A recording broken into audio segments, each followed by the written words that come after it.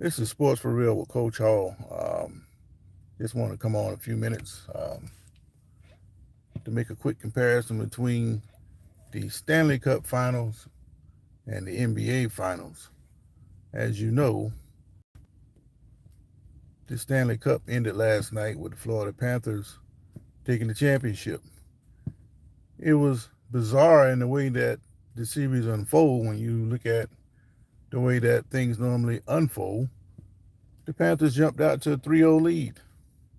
Then all of a sudden, they lost game 4. Then they lost game 5. Then they got beat pretty good in game 6. So now you go from one game away from a championship to one game away from losing the whole thing. So now you got a choice. Either you're going to tighten up and show up, or you're going to lose 4 straight. Well, I correctly predicted that the Panthers would come back and win that game 7. And the interesting thing about it, it was a nip and tuck game, 2-1 final. And to me, that's a good thing. If the same kind of thing were to happen in the NBA, it would have been a completely different outcome. By that I mean, I've seen a lot of series with the NBA where it came down to game 7, and then the team that was expected to win the championship blew the other team out. Well, how is it that you can stay in the series all the way to the final gun, and then when it's time to win the championship, you don't show up? It makes me think that the NBA is fixed, and a lot of other things about the way the NBA unfolds gives you the impression that it just might be fixed. So when you take the NHL, these guys are playing hard to the final gun.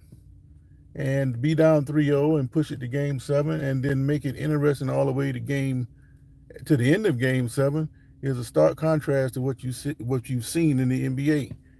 Those guys tend to lay down almost like it's a script. You can be competitive up to a point, but just so you know, in game 7, this is what's going to happen. It's almost like they know what's going to happen ahead of time. And I hate to say that. And for the guys that really want to win a championship, that's a harsh thing to say. But from my vantage point, it appears to be reality. So again, the Florida Panthers, they made it interesting. It was a roller coaster ride. They go up 3-0, and then they come down and almost lose the whole thing.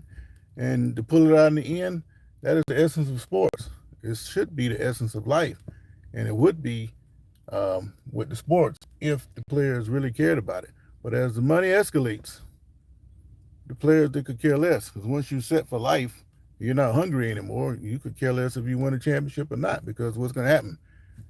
The sports world are going to criticize you. Just like guys like me going to say this guy that didn't do this or that team didn't do that. And the first thing they're going to do, they're going to open up their bank account and they're going to see all those zeros.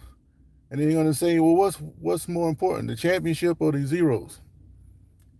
Then you're going to close that bank account and then going out to dinner with their family. They could care less.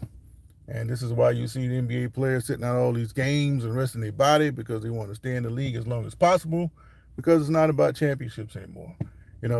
One clear comparison to today's mindset and days of yore, Magic Johnson, he came out and congratulated Boston for winning the championship, but at the same time, he expressed anger. Why? Because his Lakers weren't the team to get to 18 championships first. And he's letting it be known that the Lakers should have been the team to get more championships than Boston. Never mind that Boston has pretty much owned the Lakers throughout the history of the NBA when it comes to championship, even though most of those championships occurred when Bill Russell was playing. It doesn't matter. They've beaten the Lakers a lot of times in the championship. But the point is, Johnson, even though he's been retired for 30 years, he's still concerned about beating the Celtics. And I'm sure Larry Bird feels the same way about the Lakers. But these modern players, they could care less. They go play against each other in game 7 and go out to dinner the same night with the opponent. What kind of world is that? You think that's something strange about that? Take Roger Staubach, the great Dallas Cowboys quarterback. He was famously said in an interview, He said, these guys be shaking hands out that game. We don't know. Those guys are our enemies. They're our opponents. I'm not shaking their hands and being buddy with them, knowing I got to play them again somewhere down the line. And to me, that made perfect sense. But I'm from a different era, just like everybody else. My age, they want to win. I don't want to lose the coin toss. So you know doggone well I don't want to lose the championship. But so as far as I'm concerned, hats off to the Edmonton Oilers for going down 3-0, fighting all the way back and making it interesting all the way through game 7. And to me, you'll never see that from the NBA. That would have been another 30-point blowout, and then you would be sitting there scratching your head. Well, how can a team get to game 7 and then get blown out by 30 points? I can count 15, 20 times I've seen that myself personally, and I don't even follow the NBA like I used to. But that's just the way things are. But anyway, I just had a few minutes to come on. Just wanted to say congratulations to the Florida Panthers for winning the NHL Stanley Cup last night and taking another shot at the NBA. But here's the thing, and all you basketball enthusiasts, you can take this with you. Basketball is just something to do until football comes around. And the only good thing about the NBA Finals is once it's over, it's that much closer to football. Normally there's a lull there. But this year we got the Olympics. Right now you got the Olympic trials going on. Then we got the Olympics themselves. Then training camps will be opening at the same time. And then it's time for some football shortly thereafter. So goodbye, NBA. Congratulations to the Florida Panthers, but goodbye, NHL. Let's hurry up and get through these Olympics.